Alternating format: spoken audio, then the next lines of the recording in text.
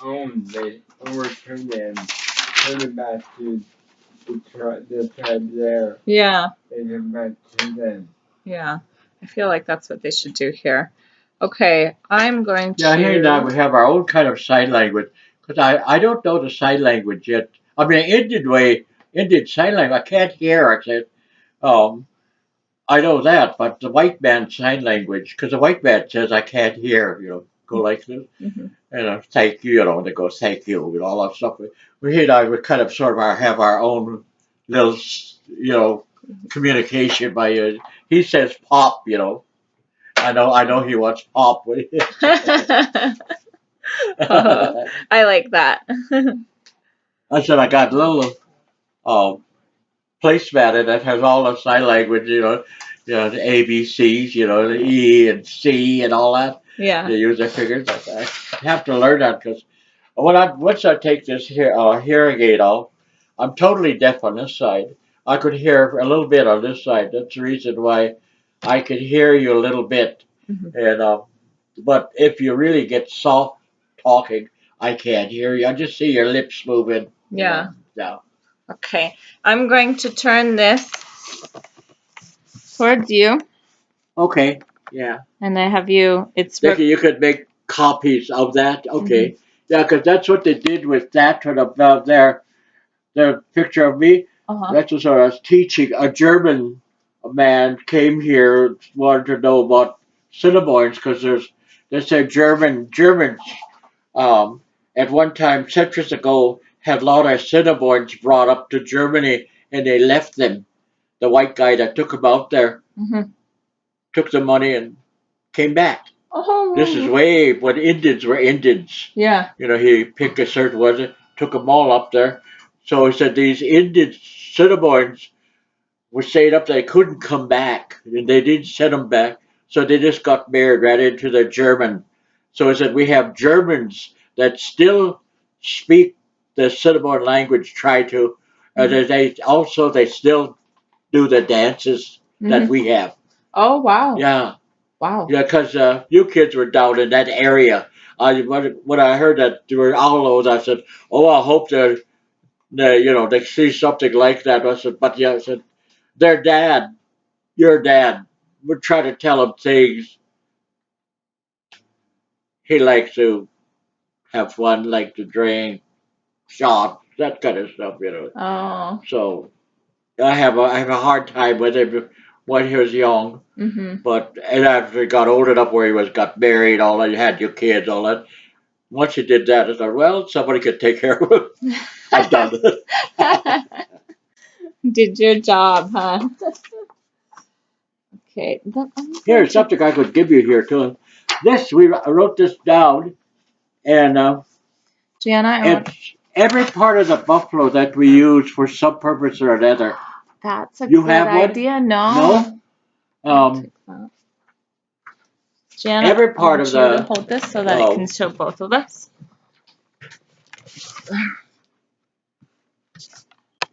Okay. That should work. so anyway, that's one of the things that I have that. But what I like to do is I like to tell you about our family, Mhm. my family, my mom and dad. So what I'm gonna do is over there is I got down there all those albums. Could you get them out for me? Yeah. Okay, on this end here, there are about three, two, three, four albums.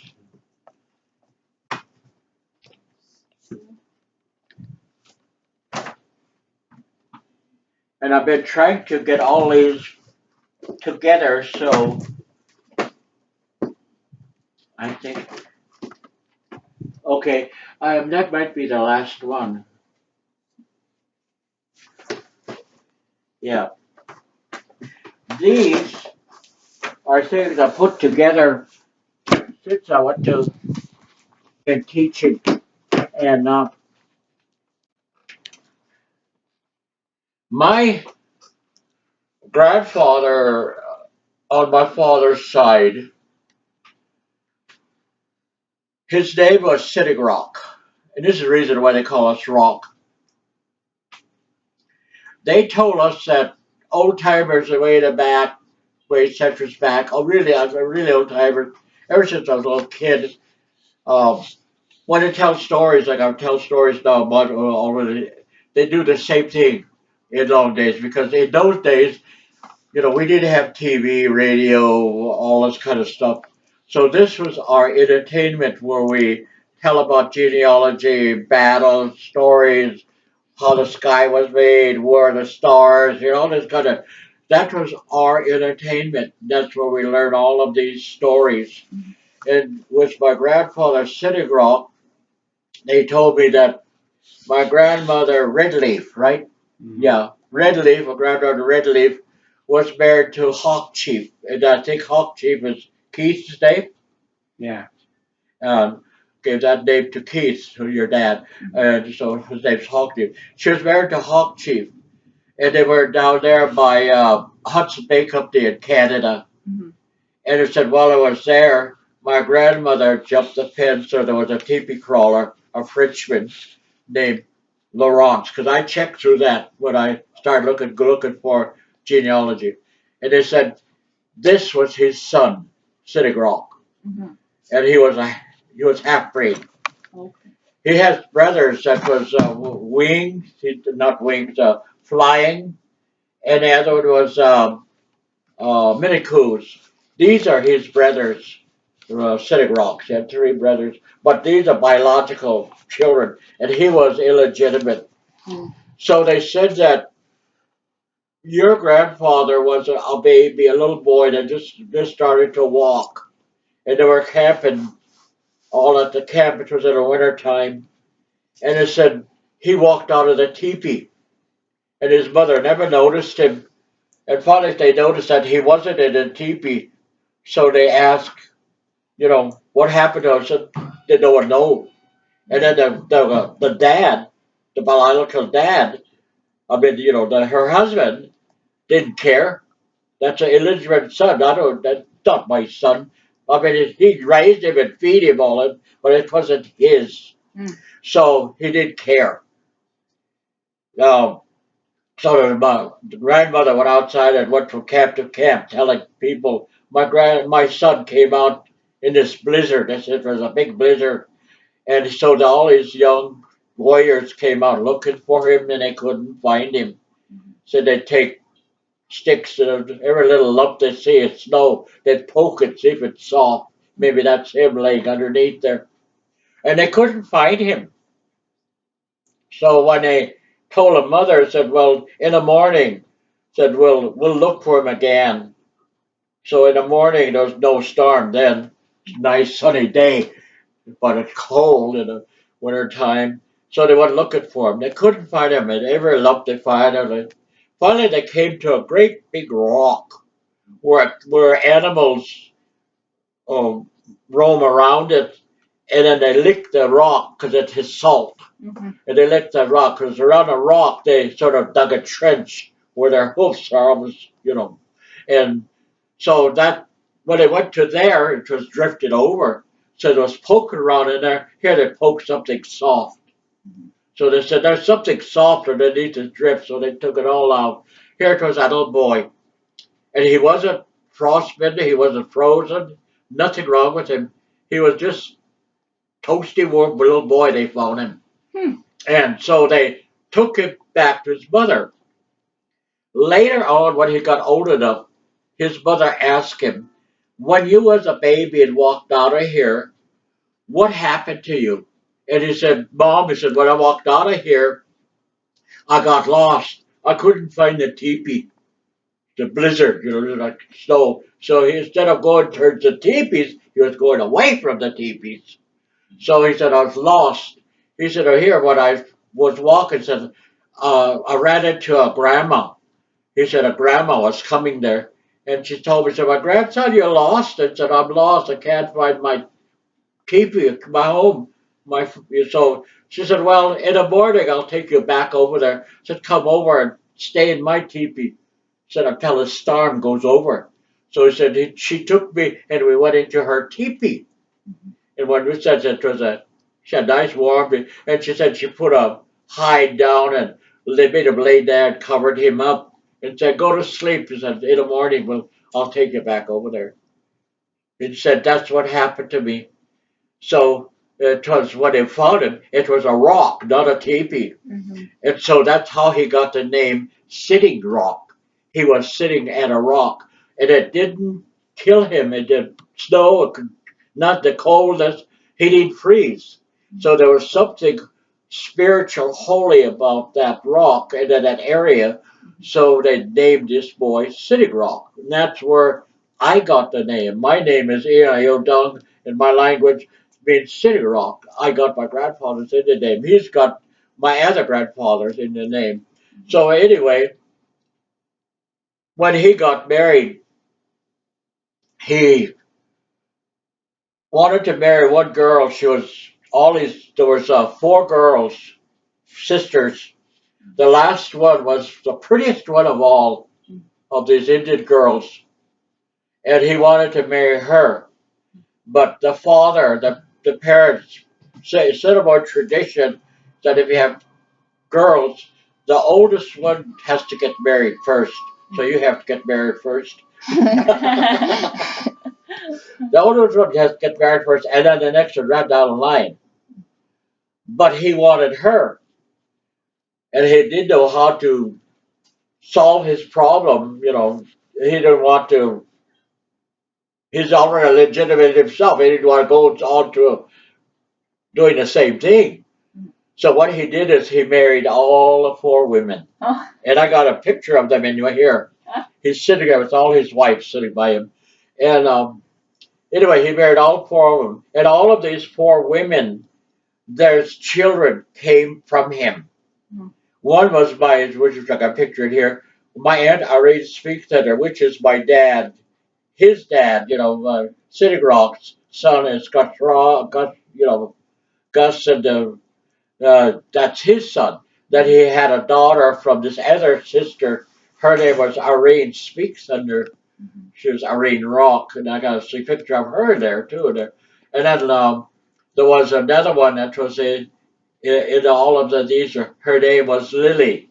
They named her Lily Powderpiece, and she married her among the robots and Hayes. She was a Lily Rock, and last of all, no, I got that wrong. Marie. Yeah, Marie's one. Marie was a Marie Rock, and then later on she was Marie Strong. Marie Rock, that's his sister.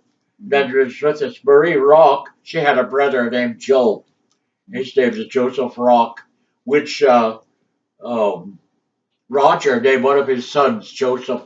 Mm. His only son, he named him Joseph. Yeah. That he has with this second woman he's with. And on my dad, he had a brother. His name was Ollie Rock, but they all died. So anyway, Marie, and then Lily, and then she's the one that Hayes. So all of these are my relationship by one man. They're all related. They all call each other's brothers and sisters, and also my grandfather, not better, Minicoos. That's his brother. It's just like this is Keith's brother here, but different mother. Mm-hmm. It was well, that's the way they were. They call each other brother, but they were a different relationship as far as parents are concerned. Mm-hmm. So this is how my dad got that name. Through his father. So when he went to school here and he had agency here, they had a parochial school there. When he went to school there, they asked him what his name was. Well, they gave him an Indian name when he was a baby. They called my dad Beyond. It says Kokdai. It means beyond, going beyond from battle to battle.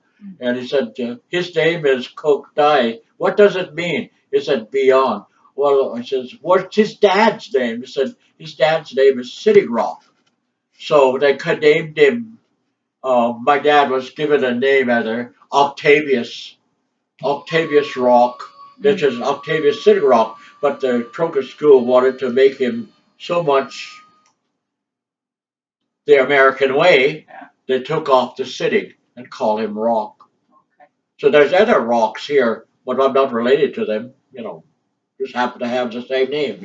Yeah. A lot of us said, "Is that your brother or is that your sister?" I said, "No, I'm not even related to them."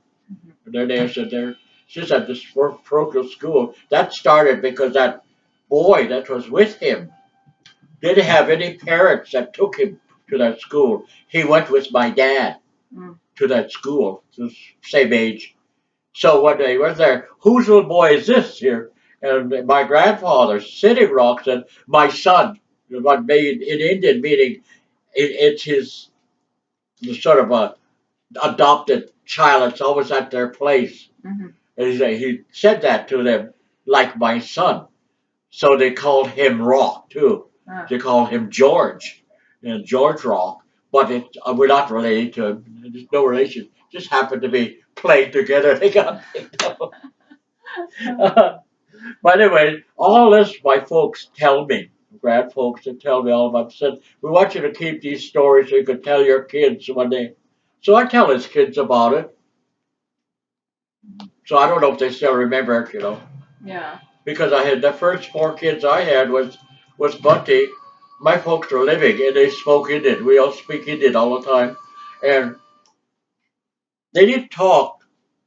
I didn't hear them. I mean, they could say little words like dad and mom and candy and money. That in my language they could say those things, but there wasn't fluent speakers yet. And how I know they really understand good is I took all the kids down to my folks' place, and all 8 of them, and no, there's just 4 that because I think Deanna was still a baby, just a baby. Yeah, that's just the first 4.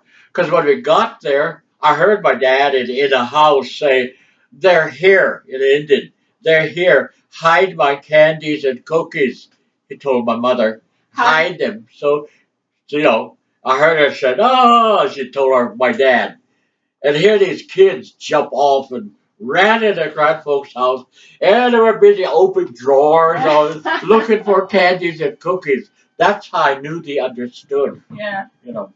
But the others from Deanna on, my folks were really old, and then eventually they died. They didn't. It wasn't associated with them because we sort of moved to California. We lived in California. Lived in Rocky Boy back in Havre, or came back here. We just sort of, that's the way Butch and I were until we got a divorce. That we were all over. Hmm. There was no really settling down any place. We settled someplace for a while. Looked like we got. Then all of a sudden they decided to go to hell, California, follow the work, or just go over there because her family's over there. Yeah. Your grandma's family is all over there. Even though they have relatives in Rocky Boy, they mom and dad. Well, his dad is in Rocky Boy. Her dad is Rocky Boy, but her mom was married to a Filipino, and they live in California. So I got to stayed up there for, what did I say, 6 years, isn't it? 6 years. Because at the same time I took training up there. I became an OR technician at San Jose. That's where they call them scrub nurses. You see them in it. They hand the instruments to the doctor. That's what I do. Because I went to school to become a nurse, and so then I become a teacher. I've been in college back at what Colin said, "Gee, you spent your time in college. You're gonna die in college." That's me. That's how I am. I graduated with him too 1 year. He and I graduated together. But anyway, that's the way. But that the old timer, was his life. Then my dad was ours. My dad lives in Lodgepole. He lives in a place they call Big Warm. It's east of Lodgepole. It's sort of a community over there. They call it Big Warm, and that's where he lived because that's where my grandmother and my grandfather Sitting Rock were staying because they were related to the Kirkleys, which are half breeds, but the Indian lady and my grandmother, they were first cousins. Mm. So they moved over there, lived over there with them after they came from Canada. Anyway, so my dad was sort of kind of raised over there. And Indian tradition is they gave their daughters away when they're 12 years old. And my mother was 12 years old, and my grandfather, Yellow Calf, wanted his daughter to get married so she won't get in trouble or anything, you know. So there was a young man that was very capable, very good worker, very responsible person. So they went it through their parents, you know, Yellow Calf and Grampa, get together and discuss it. So they decided to give my mother to my dad, Gusroff. Because my dad, I'll say, my uncle, my dad and mom did bring me over here because they were still too old. But said my uncle brought me down here to the valley where they live. We live way down by Dotson, by what they call the White Bear area. We live way down there. And they said they brought him over there. And they said they gave you to this young girl to marry. That's going to be your wife. So we're going to go over there and have a Indian marriage ceremony. And so they did that. They took everything, went over there. And they had the Indian ceremony where they tie a buckskin string around, you know, your hands. Mm-hmm. So that means it tied you up together. You're married now. And then they have blankets. Nowadays we have Pendleton blankets. They have robes or so, but they have blankets, and they cover these blankets over my mother and over my dad. And the tradition is that when they want to get divorced, they take their blanket off and go to their wife, and with a knife split the robe or blanket in half and drop it at her feet. They're divorced. Oh. They don't have to go to trial. They don't have to appeal. You got to pay for child support. None of that. That's it. You know, if she wants to divorce him, she does the same thing. She'll take that robe that she got from him, that he put over her. So she takes that and he splits it and drop it in front of him. They're divorced. That's it. So anyway, that they did all of this tradition of marriage and all that.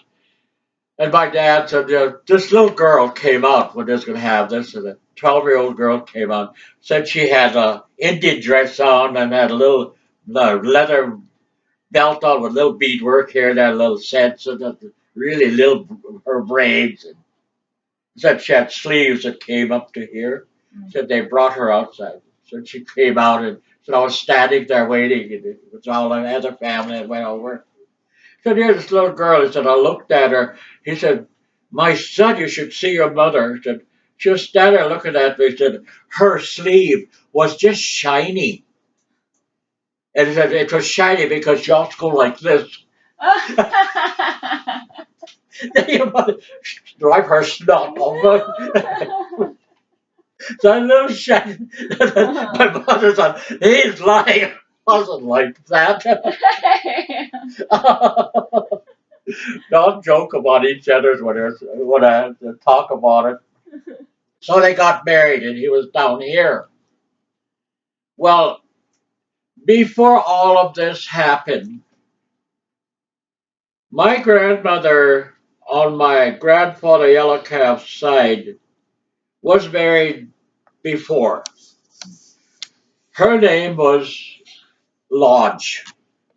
She was married to a man named Lodge. I mean, in Indian, it doesn't mean lodge. In Indian, it means one who builds a log cabin, because he was a half breed too. And my grandmother, Bear Woman, married him.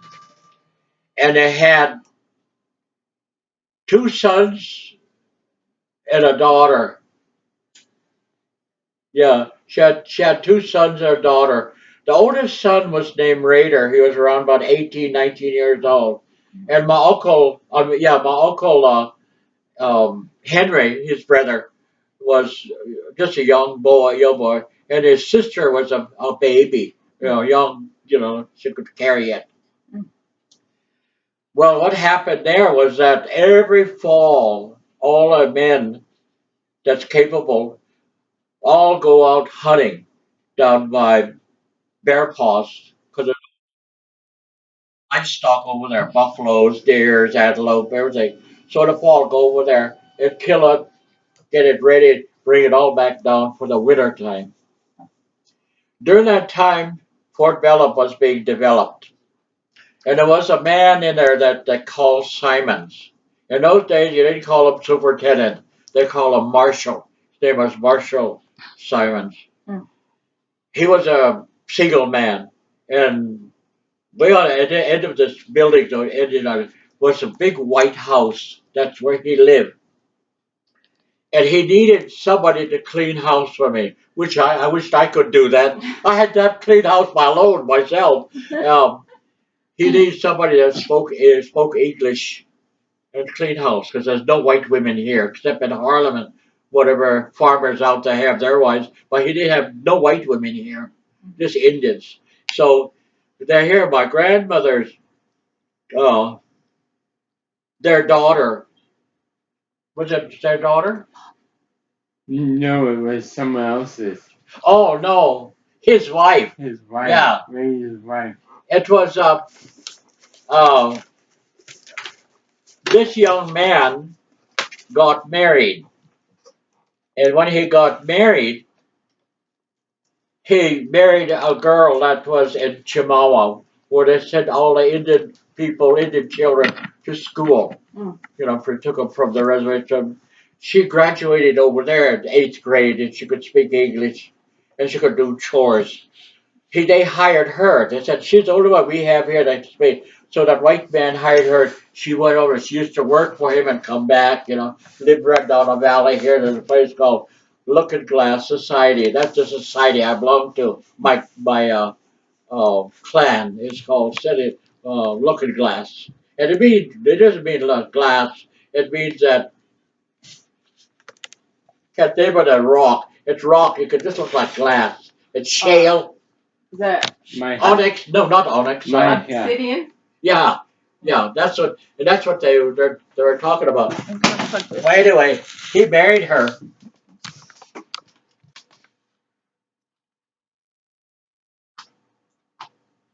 Okay. Is it not charging? Let's see. Okay, we're good. Okay. He married her, and she went to work there. So when these men all went up there to hunt, in the meantime, when they were young, there was another young man that was after her. But Raider, this man, other man named Raider, went and married her. And this other young man got jealous, got mad. So when they all went over there, he made a rumor that his wife was over there sleeping with that white man. So this young man came back to see about if it's the truth. He came back and went back to the Indian village over here, down in the valley by the river, and asked his folks what's going on. So they told him what's going on, but it said that's not true what that young man said. He said he's just jealous. He said he's just trying to be vengeance. He wants a revenge because you broke their when they were together. You broke them up, and you married her. He's still been resentful for that, and he's trying to make trouble. So they said, never mind, just never mind about that. Said she just works on it and comes back. She don't stay over there. But he said, well, I'm going to go over there. And he said, no, they'd have pipes, still Indians. He said, I'm going to make pipe and have smoke with this white man and make him tell me if this is truth. So he got on his horse and he was going over there. In the meantime, these Indians here found out that he was mad. So somebody ran over there and told the aide that one of the Indian police what this young man was planning on doing. So be careful. He's upset. He's angry. So this white guy thought, well, I'll try to make friends with him. It's what they're saying is not true. So he got what they call peacemakers, two women. One of them was called Mrs. Purnell, and the other one was called Mrs. Bent. They're Indian women, but the married Purnell was a lieutenant from Port Cinnamon. Bent was later on called General Bent. You see him, his name in the history books, him. She was married to him, well, not married, she had kids for him anyway. And they were um, the peacemakers to talk to this people back and forth, just like an attorney. That tough. Anyway, she had them in the back of the buggy, and he was in the buggy, and he had this girl just with him coming over from there, going over there to what we call the Wheeler Bend. That's where the village was. He was going over there to talk to them. Here he met them halfway in here, and when he met them, said the Indian police was shotgunned and with his by the buggy and his horse going with him. And that Indian police was called Big Mouth, right? Yeah, Big Mouth was his Indian name, but later on they changed it to Big B. So you might know over here about Big B. He came along with him. So he was going over there, and when they met, he would talk to him. Met this white guy to talk to him. And I don't know why, because they made it look like it was really scary, I guess. I don't know. This young man was going to take his tobacco pouch to make smoke. The Indian police, these Bigbies, are half breeds too. They're not full bloods.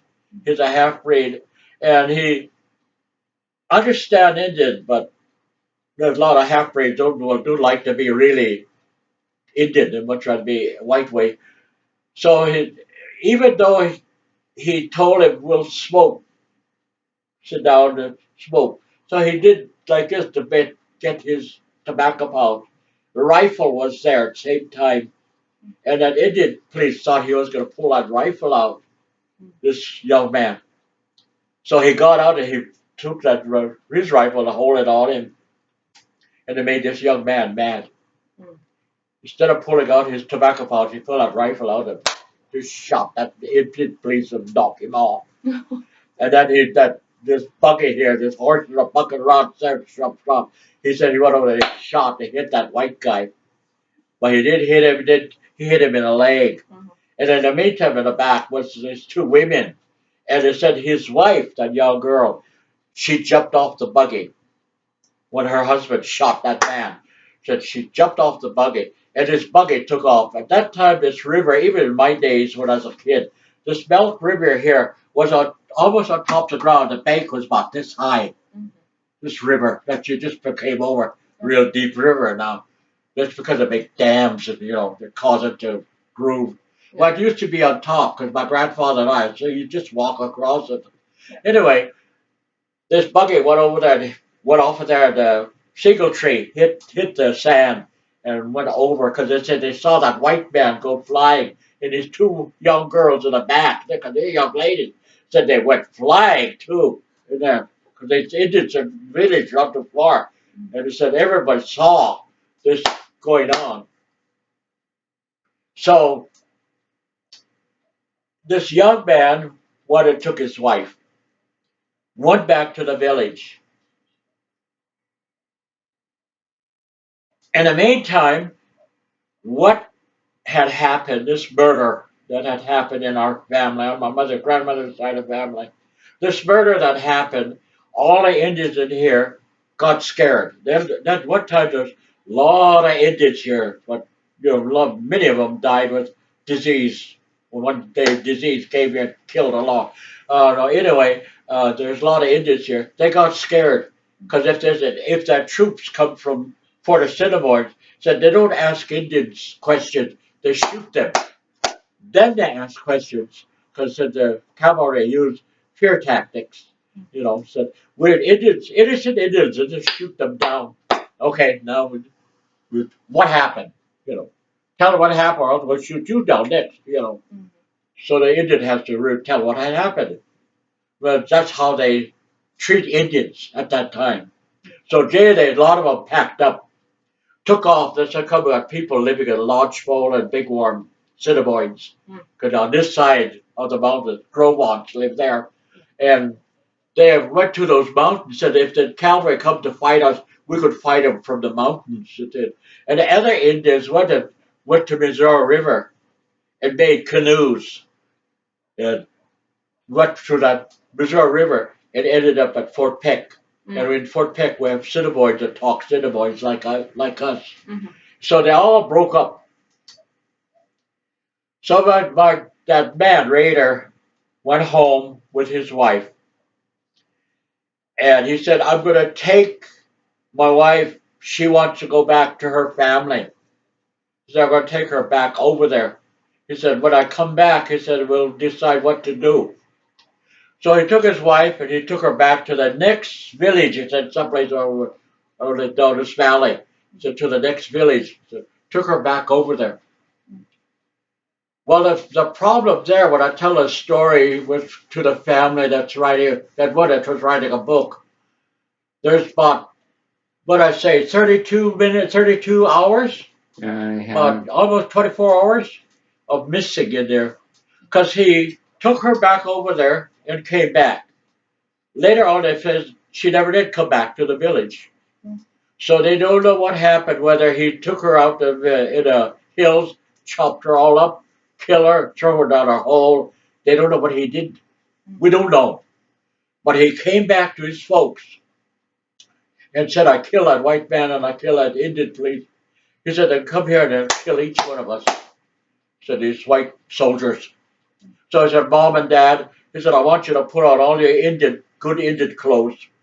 And he said, I want you to sit all here. He said, I'm going to shoot everybody you behind the head. Dad, Mom, and his little brother, Henry, and the baby. And he had a sister, and there was a baby, too, in there. When he went in, he said he'd kill all of them. And his father said, no. He said, my son, we're men. We're warriors. He said, we'll fight those soldiers.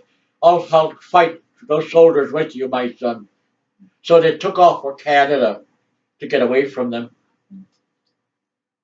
He did kill his family. He went with his dad. And over here they call it Wayne Creek, just going up where the hills are here. There's 3 hills that look like haystacks. 3 haystacks. Well, they went on top, the highest one, a little haystack. They was going on top there to scout. Here, what happened was through ticker, what do you call it? Codes? Morse code? Morse code. They sent messages down here and to ask the Indian police to pick those 2 murderers up, or that murderer up. So I said, well, the Indian police caught up to them there. So they went on top of this high hill. And that's where they were watching. Because it said this young man was a marksman with a rifle. So whenever the Indian police, they had the hat with a little badge here. You see pictures of them. Yeah. He said he would just shoot them, knock their hats off. Because they're all laying on little coulees down below this hill. Yeah. So every time they peek out, he would shoot them, knock that. He would kill them. So they got caught up there. And in the meantime, all his people were just taken off. And my grandmother was through my mother's side, because that's her daughter, said, my mother came walking from one family, no, get away from us. We don't want you to involve. We get involved with it, they'll kill us. When they kill you, they'll kill us, even though we have nothing to do with it. These white people do that to us. So they don't take her. She walked all the way through going. So anyway, my grandfather, that lodge, and his son Raider was on top of this hill. And the main my grandmother was going through this valley trying to find security or help or sanctuary somewhere, but no one would take her. So she went all the way down to White Bear, walked all the way down there, and down at White Bear was my grandfather Yellow Calf. He was married to a person named First Strays. This young girl was named First Strays. He was married to her, and they had 5 kids. Well, he lost his wife, and he lost all the 5 kids.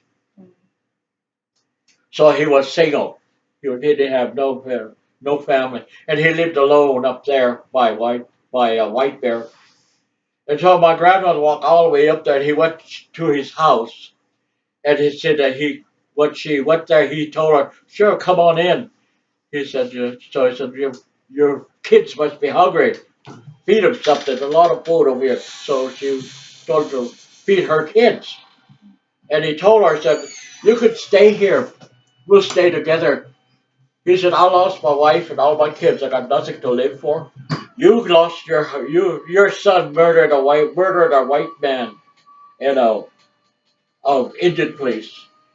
And people ask you, how did that man know about it way over there? What agencies over here? I said, we had camp criers. Indians used to get on top a high hill on top of their house and, hey, Raider just shot the Indian police, shot the white man, and they really relayed all the way down the valley. That's how they say it a long time ago. We didn't have telephone, we didn't have nothing, so we used voice. And they sent relay the message that gets all the way down there, and he heard about it down there because other people yell and tell about it. So she said she stayed there, and he said even if they kill us, said we both have nothing to live for because when it's Indian white soldiers come, they're going to kill your husband and your son. So we have nothing to live for. When they find us, they'll probably kill us too. So she stayed there. Well, in the meantime, my grandfather, there was Raider Lodge and Raider, his son Raider, on that top of that hill. He said it got quiet. So he said, his dad said, it got too quiet. He said, all of the Indian police left. He said, too quiet. He said, I'm going to check to see. He said, Dad, be careful. He said, maybe there might be a trick. He said, but he didn't listen to his son. He just, because he said that my heel went and dropped down like this. So he went over and did like it. Look, it must have been the Indian police sitting down there. And when he looked down there, shot him right in the head, his dad, and killed him up there. And so it was just that his raider was up there by himself. They couldn't kill him. They couldn't kill him or anything. Couldn't get hold of it. All of a sudden, all this joke about it. I said, all the Indian police said, go on, you go up there. You go up there. You don't want to be brave. You go up there, Because he was a good shooter. He's a good marksman. He'll kill you when we get up there. So, killed his dad and he was up there. And they said, all of a sudden they heard him singing. They said he heard him singing a Braveheart song up there. And when before the Braveheart song, he yelled at those Indian police. He said, I have one bullet left. He said, that bullet's going to take my life. I can take my life. You're not going to take it. I'm going to take my own life with this one bullet. And then he sang. Up there, said his Braveheart song. He's singing up there. Then it got quiet a little after they heard shot up there. Then the police still was going, go on, you go up. No, he probably just shot up in the air waiting for us. Finally, so one of them got really brave and thought, well, I'll go check. Probably somebody that crazy police guy that kind of didn't care. So he crawled up there and he said they were both laying out there, up on the hill, on that hill. And they brought them back down here at the agency. There's a church on the end of the college. There used to be a big red barn there. They put their bodies there. In the meantime, even at a full gallop, the soldiers up there riding from Fort Assiniboine here. For you, from Havre to here, it took only 45 minutes, maybe 35 minutes, how fast you drive from there to here, because it's about 50, 45 miles in between. It'll take them a whole day to get here at a full gallop. Because when we used to go on camp wagon days, go to Rocky Boy Sundance or Browning Sundance, we start from here, we camp halfway in between Havre.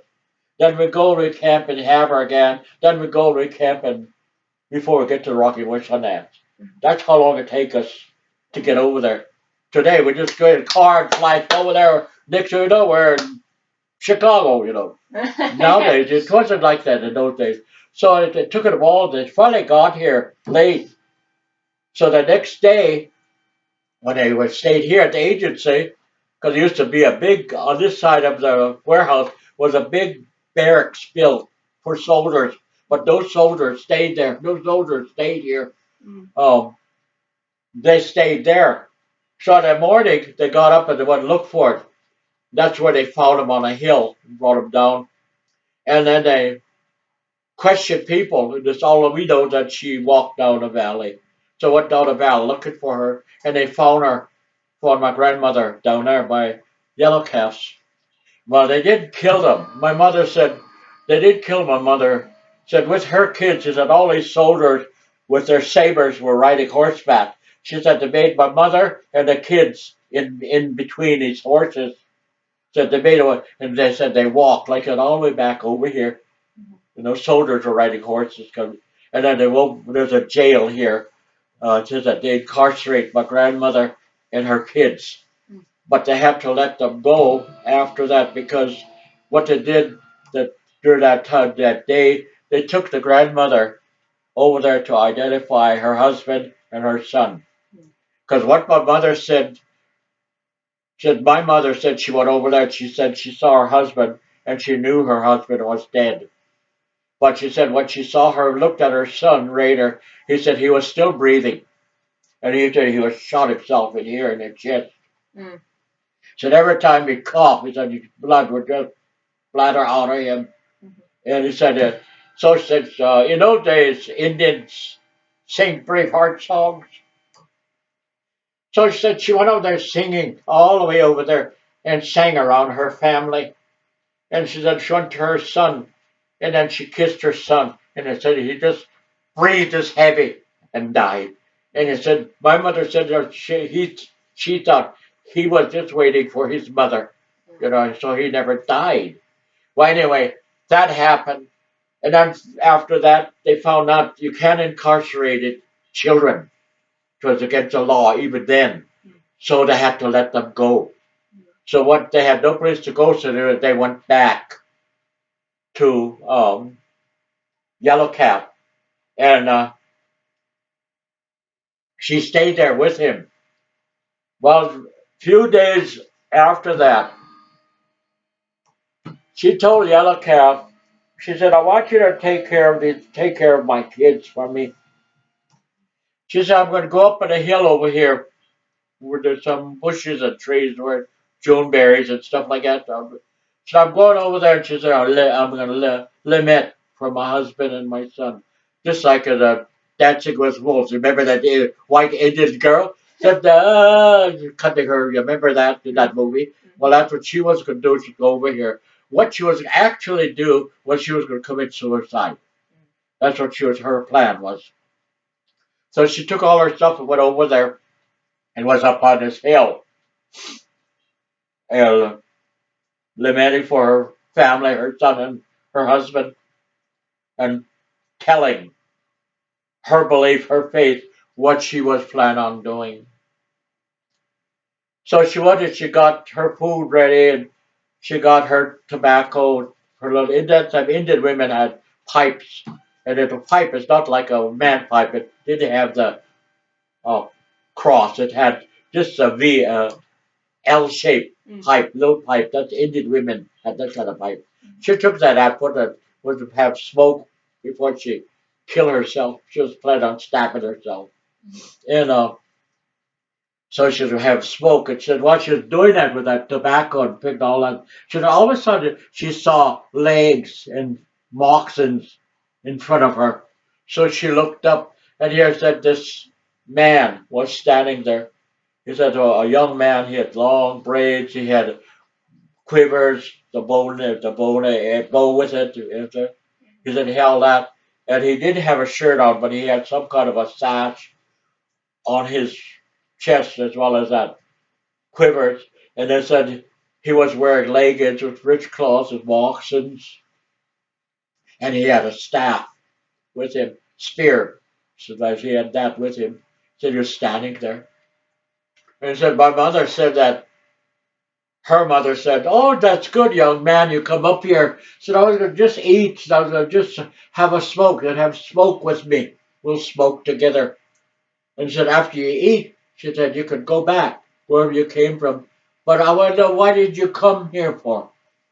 And he said, that's okay. He said, you don't have to worry about smoke or eating. I come here because we know what you're going to do.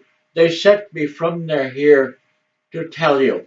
So he prophesied to her. He said, I want you to go back. They don't want you to kill yourself for where he came from. They want you to kill yourself. Instead, go back to that man and marry him. You're going to have one daughter. That's Nina Rock, my mother. So you're going to have one daughter. And it said, with this daughter, she's going to have 8 kids, which I have 8 kids. And it said, all the 8 kids, said all 6 will die and 2 will live. Me and my sister Ruth. But of course, my sister is gone now. And so, said that's all that's going to left with the prophecy they gave to her. And it said the other prophecy is that it said, you'll find the Bigby's, said every Bigby family is going to be shot every once in a while in the family, generation to generation for 7 years. One family will somehow get shot. That white man that this raider shot in a leg, he said every Lodge family, somebody's going to always have leg. So a lot of them, even this boy that could write the book, he had diabetes, so they cut off his leg. Mm. So each one of them had, he said, he predict that to her and predict that she's going to lose all her kids. All that, my mother. And, but these 2 would live. He said, out of these 2, he said the girl would die.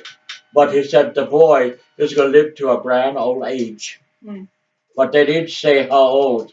Later on, another medicine woman made a confirmation to me about that prophecy. And I said, how did she know about my prophecy? But she told me, same prophecy.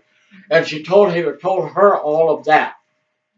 And he said, the reason why I'm telling you this, the family, we believe that the family of that girl cursed them, cursed these people. A lot of them, they had Indian medicine, they know how to do things evil way, like witchcraft, black magic, stuff like that. Well, maybe they said this man, and he told her you was cursed, and that's why this is going to happen to you. But you can break it. You can break it. But they said my grandmother, Bear Woman, was a young woman like you guys. Said she was a kind of, hey, how are you? Yeah. That's how come she had an illegitimate son, her mother. But that's the kind of woman she was. She was too much in the world rather than believe what she heard. Said but she did break it. So to this day, everything happened. I'm sitting here all by myself. Sure, I got a son. He's half German because my wife was German. I have another killer that never did come see me. They're all Crees. So I don't have a family. Every once they'll come here, Dad, I need money. Come here when I need money. Your dad especially. So I'm back here. I got a tree full of money. What about take it all you want? Oh no! By the way, that happened in that prophecy. All of my folks, and because when all this happened, all the kids died. All the 6 kids died. My folks said there must be something of this prophecy, and there must be something that we did wrong. So he said, we'll get rid of these kids, these 2. And he said, we'll move away. He and my mother. So they gave me to my grandfather, medicine boy, and they gave my sister to arrange Speak Thunder. And now my sister is just like them, sure, stingy. Well, my grandfather's generous. But that's how come I could speak Indian fluently. Because my grandfathers were, they didn't speak English. And he raised me, my grandmother and grandfather, ever since I was a little boy. Yeah. So I speak Indian all, because everybody else say, he's the Harris Sugar speak Indian. Sure knows how to speak Indian. But I grew up like that because when I was teaching school at the Harlem High School, kids that were in my class, they asked me, Mr. Rock, how long did it take you to learn Cinnamon language? I said, I grew up with it. Said, that's my first language. Said, they tried to tell me my first language is English. I said, no, it isn't. Said, my first language is Cinnamon. I said, that was my native tongue. I said, I said, when I went to school in Harlem, I said, I couldn't speak English too well. I spoke English enough to get along, but spoke it most time. So I had a hard time going to school because of my, being in the way I was. So my dad didn't want to send me to boarding school. So I want you to go learn white man way up here, come home and talk Indian, learn Indian ways at home. I don't want you to go to some white school way over there in some state that you'll no longer see us, no longer talk your language, but just talk English. So that's how come all these Indians that came back all talk English. Now they tell their kids today, I don't want to talk Indian to you because over there where I went to school, they were mean to us. They abused us. Us women, girls got abused somewhere or another, physically, sexually, whatever. Boys were abused by whipping and doing hard chores. Said we were just treated like that at that school. At the same time, they were teaching us ABCs in the morning. We had to learn how to ABCs. My mother graduated for her. She was a graduate, 8th grade graduate. She teach me how to dance. Yeah, anyway, that all happened to my folks, all my family in there, and then I'm the one that's last one living. Um, Before my folks left from here, I had what you call what do they call that? TB of the skin. I can't remember. I had it. I had it right here. It came up a lump. It eventually broke open, and I was around about. I think my mother said around about 3, 4 years old then. He said it broke open and they know that she knew I was going to die. So she called all the medicine men. There used to be a lot of old timers in those days. I'll call all the medicine men and where I lived, they all came over and camp outside of where we lived, all these medicine men, to heal me, give me medicine. And said none of them work. He said you just got worse. So every time you cough, he said mucus would just shoot out of your neck. And there's a woman that live from where we live on a hill over there. Everybody believed that her religion was snake religion. So a lot of them were scared of her, but they said she sure had power. She's a medicine woman, but her belief was snake. Not God or not Creator. He who creates all things. We say it to our God. Said not him or not any other kind of God, but hers was a snake. Said all these medicine men failed. So she told my dad, said, get a robe, get a horse, good horse, a robe, put a saddle on her, put all these blankets, shawls, stuff whatever she had on that. Said, take it over to that woman and give this whole thing to her and tell her about our son. And if she could heal him, she could come over. If not, she could just keep that stuff and not come. And our son will die. That's what she told my dad, Gus. So he said he took it all over to, her name was Melvina. She took it all over to her and asked her. Said, yeah, I said, I'll be over there to look at him. So they said later on she came over. My mother said she came over there.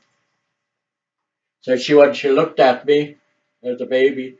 And she did what they call laying on hands. Said from my toes on down, she feel my body. I was a baby, feel my body. All of a sudden, she said she stopped, and she said, "I found it." Said there's a disease or says evil spirit, say my language, an evil spirit in your son that's eating him alive. That's why he ate part of this. That's where he's breathing through. He's getting his through air through there. He ate a hole in your son in order to live. and I'd heard it was a parasite. And so she said, I found it. And she told my dad, she said, go outside. In those days, we live in log cabins. Every fall, we also have to paint these log cabins, where the cabin would paint the sides for the winter. So that there's a place men dig a big hole where they get the dirt out and mix the dirt, make it into mud patties or grass and daub their house. We daub our cabins. Said she'd go over there and she said, bring some dirt in a pail. So she said, my dad ordered got dirt, brought it in. In the meantime, she got her medicine bag ready and all that. And then she told my mother to boil some water, make fire, boil water. So she did that. And then said she got her medicine out, and then she asked my mother for a boil pot, boiling pot. So he gave her one. She said she'd all this boiling water. She put it in there, and she said, in that Indian medicine, it's just like what do you call that stuff that goes along the edges? I forgot. It's like tea, anyway. We drink it as tea. Probably Browning, they both really does have the same thing. Oh. Barrett? Barrett? Yeah, I think that's about the. You don't remember? No. Well, anyway, it's leaves. They take all these leaves and boil it. Since you boil that kind of, that's what my mother said. That's what she thought it was anyway. She said put it on hot water and boiled it, made tea. Then she said she asked for a pan where to make bread in. She said I have a big pan. So I gave her that. And I told my dad, bring that dirt over. And she said that dirt, they poured in that pan. Then all that medicine she put in that water, she brought it over. And then this dirt, she said she poured in there and mixed it and made a little mud patty like thing, mud out of all of it. While she's doing that, she said she'd take medicine. So she took one medicine that looked like charcoal. And said she pounded it all up. And then she took it, she spilled it in there. Then she said, you'll see them down in a boondocks. You'll see rocks that have they got shiny specks on it. Like that little shoes over there that have hat. And there's little shiny specks on this rock. So she took that and she hit that all the shiny stuff go in this dirt. Right. So she did all that. Then she had some kind of medicine there. Oh, they call it skunk medicine because they say skunks eat it.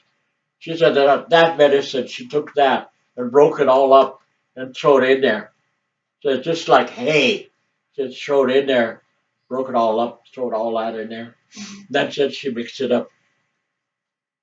So after mixing up, then she got out. She made patties, little patties, and she took that patty and she said, "Where your hole was in here," said she put that patty on it, on that dirt, that medicine. Then she said she had my dad wrap me all up in there. And then she said every time she comes back every so often and change it. Said after a while, my mother said every time she changed it, she said we noticed that you're healing. But before that happened, before she did that, she told my mother, "I'm going to take that parasite out of your son's body." Said, but she said nobody can look at this parasite. And she told my dad, put a lot of wood in that stove, because she said I'll have to burn this parasite up. So my dad put a lot of wood in there and let it burn and said that she was feeling it, you were up. And said all of it that she got it. Said she was pushing him around. And then she got him up here, up to my rear neck. And then she said it, told my mother, said, I got it now. She took it. And my mother said, I want to look at it. And she said, no, you can't look at it because whoever looks at this go blind. And she said, no, I want to look at what was eating my son. Even if I go blind and if my son lived, I want to know that my son is alive and I'm blind. I want to see what it looked like. So she said she took me aside away from because all these other medicine men were sitting there, all afraid of her, sitting in there. And she took me aside, and then she showed me, and she said it looked like a beetle, kind of an oblong beetle, and said it had nothing but legs. I just saw it on TV there that it opened its mouth and it's got this teeth. Oh. This thing opened its mouth like that every little while. This beetle did open his mouth. He said that's what he's eating you in the inside, your son. That's why it's like it had. She said it had legs like it's all, and its little legs, and it said it was just going, and she grabbed it and set it up. But my mother never went blind, and so she took it over to the stove and told my dad, take the stove lid out. So she said my dad took that stove lid out and said she took that parasite and she dropped it in that fire and said it just screamed like a man. Oh. Said it just screamed. But all these medicine men over there, they said he screamed, that means he's going to, attack one of us or enter one of us because that's what they're afraid of. They're afraid it's what's going to enter them, this parasite. That's what they got scared of. But it said it just screamed like a man when he hit that fire. It said, cover it up, cover it up. So my dad covered it up. So you hear it screaming inside that stove. And said that was like, and said from there on we noticed that she changes, and she said that it just got over, the skin came back and finally came all back, and she said now you have this scar all in here, and she said that's what happened to you there. And after I was not too long, about 4 or 5 years ago, also went to the agency, to the IHS to get a physical. So I was sitting there with just my skivvies on. A doctor came in. He so looked at me and said, don't go swimming now. He told me, try to joke, this white guy. Yeah, sure. I was sitting there with the skivvies on. He looked at, sure looking at me, and here he saw this. And here he saw some black stuff, shiny stuff in here. He said, what is this? Took it out. He was going like this to it. And I said, that's Indian medicine. So I told him this story, what I told you.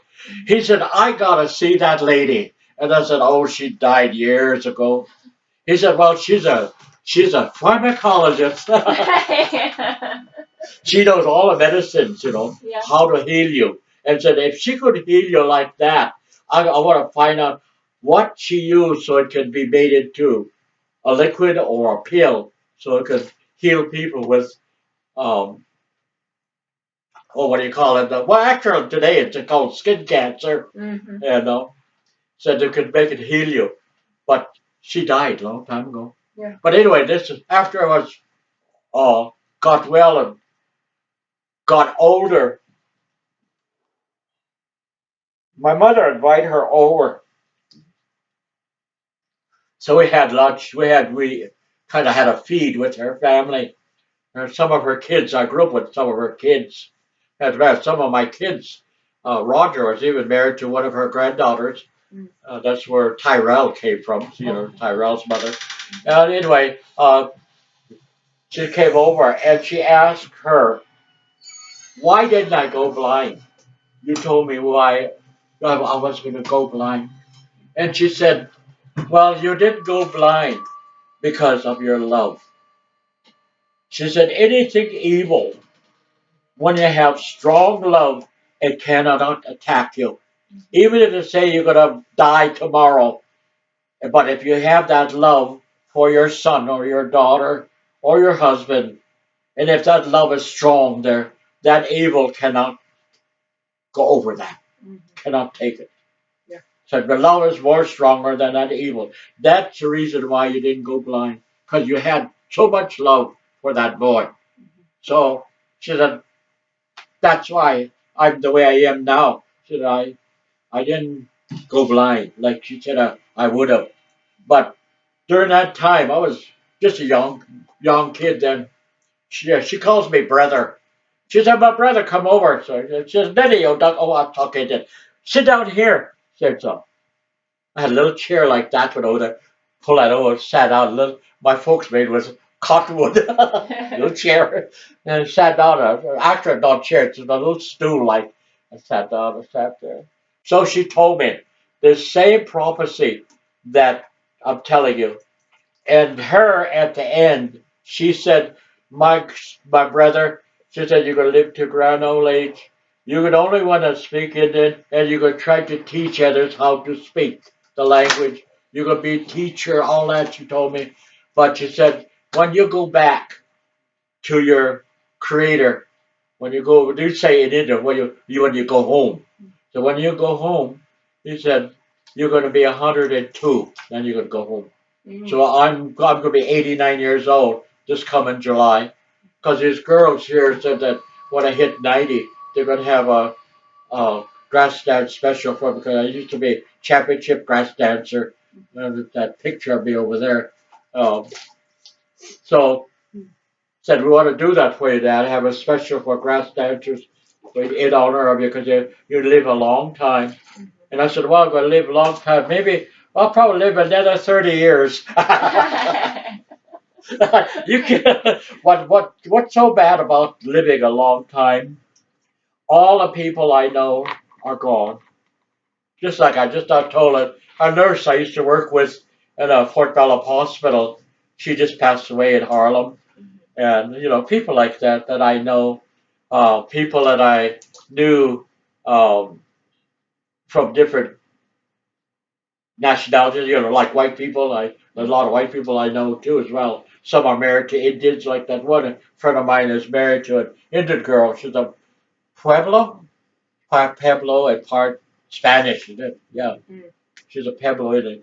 Hey, and they're friends of mine. They used to come over here every year to our powwow to camp with me. They wanted to live in a teepee. But she had arthritis, so she couldn't. Finally, I put up a tent for them so she would be able to bend down. But she died here just recently. I think, what, May? May the 20. Stan died the 18th of May. That's just recent. Yeah. The 24th? No. September? No, She just died here. August. Well, anyway, Louise just died just really because she sure used to make me laugh, but she's really funny because her and I was at church together. Well, anyway, all of that happened, and I lived through it. Then all my brothers and sisters started dying, so they left. And what my folks did, they left. They lived at Blood Reserve, and they I can't remember his Indian name. I think it said White Calf. I know there's Katie White Bull. She was another one we also go see. Uh, that's where they stayed with them. Yeah. And in the meantime, they gave me to my grandfather, gave my sister to Irene, speaks at her, Irene Rock. And then they raised us until they came back. They stayed away for about 5, 6, 7 years. Because what this do, my grandfather would put abalone shells, little ones, about big as my fingernail, with a little copper wire, and it'd take my ears, not just the skin, and then I had little abalone shells along it. And when I was a kid, I used to see where all the rooms were. Then I had my pierced ears, and then I had braids. No, I just got a little ponytail left.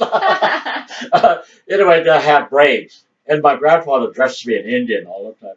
My shirts, I guess, they take the shirts and cut the cuffs off, make fringes, paint it red. Used to paint my forehead red, paint my part here red. When you go uptown or go to events. And by the way, my folks were going, here, all of a sudden, my grandfather said, my grandson, your folks came home. Said, your dad is in town here. Harlem is called Red Face. That's the name of that town in Indian. And he said, there. He said, your dad is buying a car. That he made enough money to buy a car. So he said he's going to buy a car. And he said, there, we heard your mother bought clothes for your sister and you. So we're going to take you over there. Then you can meet them. So I said, okay. You know, an Indian. I said, oh, yes. I told my grandma, yes, I'll go. My mother?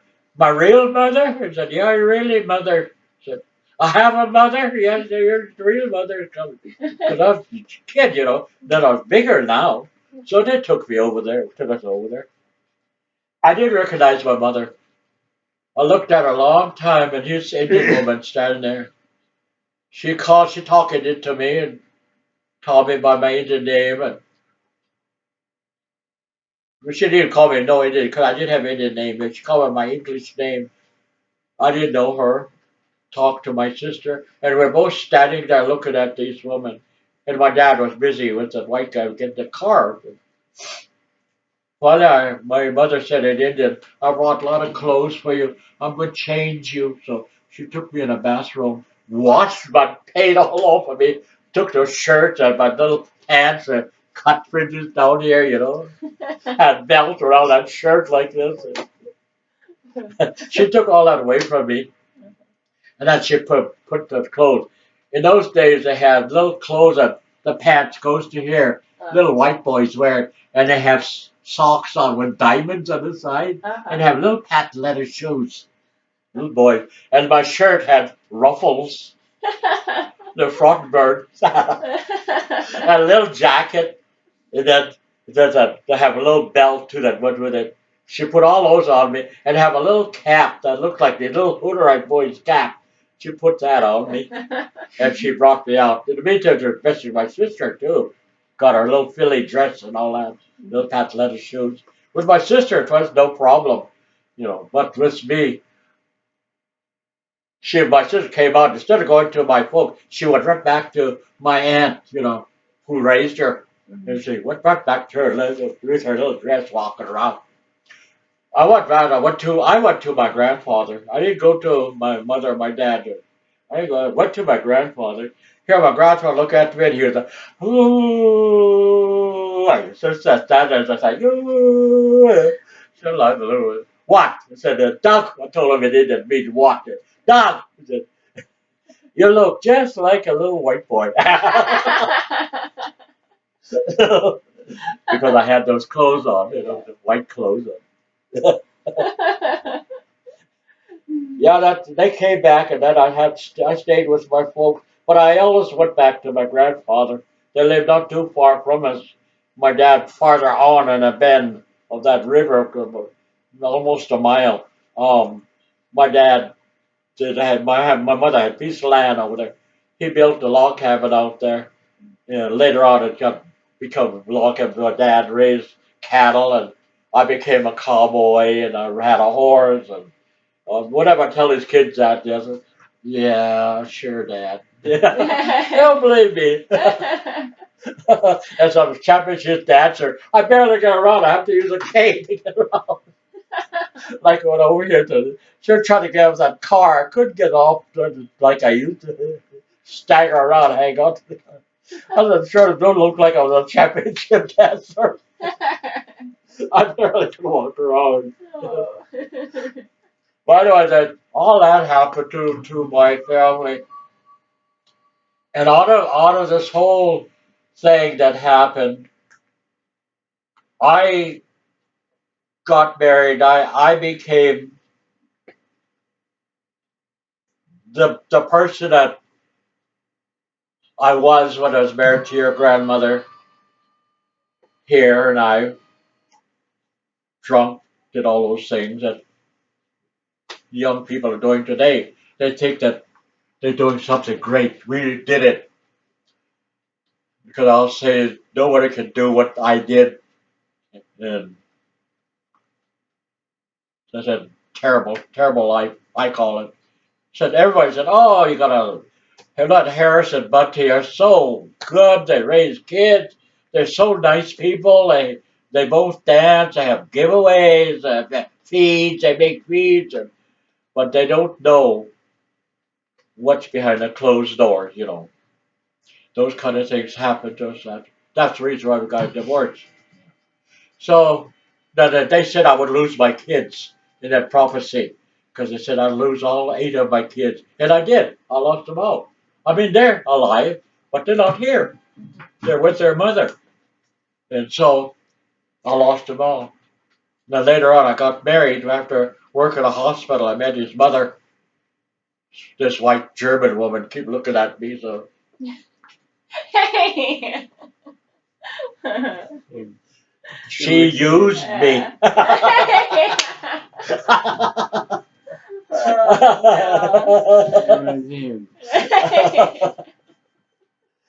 Oh, no. Did your mom say that he chased her? Yeah. Yeah?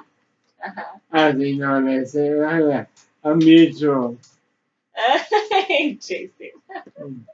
He chases, she chases. Yeah. I get very emotional when I talk the story. Uh-huh.